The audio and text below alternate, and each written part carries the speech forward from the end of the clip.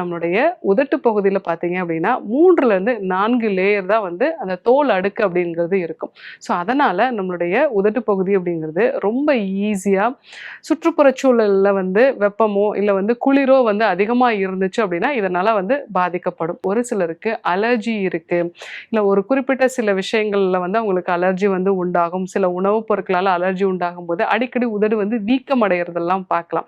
So அந்த மாதிரியான ஒரு அலர்ஜி அப்படிங்கும்பொழுது வரும்பொழுது, உதடுகள் தான் வந்து ஃபர்ஸ்ட்டு வந்து பாதிக்கப்படும். இது இல்லாம ஹார்மோன் சம்பந்தமான பிரச்சனை இருக்கிறவங்க, பிரெக்னன்சி டைம்ல மெனோபாஸ் காலகட்டத்திலயும் உதட்டு பகுதியில இருக்கக்கூடிய தோல் வந்து ரொம்ப ஈஸியா கருமை நிறம் அடையறத வந்து பார்க்கலாம். சில பேர் அவங்க எடுத்துக்கொள்ளக்கூடிய ஹார்மோன் மாத்திரைகளாலயும் கூட இந்த பிரச்சனைகள் வந்து வரத பார்க்கலாம். ஸ்மோக்கிங் ஹேபிட் இருக்கிறவங்களுக்கும் இது ரொம்ப காமனா இருக்கும். இது இல்லாம நம்ம லிப்ஸ்ல பயன்படுத்தக்கூடிய சில வகையான காஸ்மெட்டிக்ஸ் இதனால கூட வந்து நமக்கு அலர்ஜி வந்து உண்டாகலாம். ஒரு சிலருக்கு ஆட்டோ இம்யூன் டிஸார்டர்ஸ் வந்து இருக்கலாம்.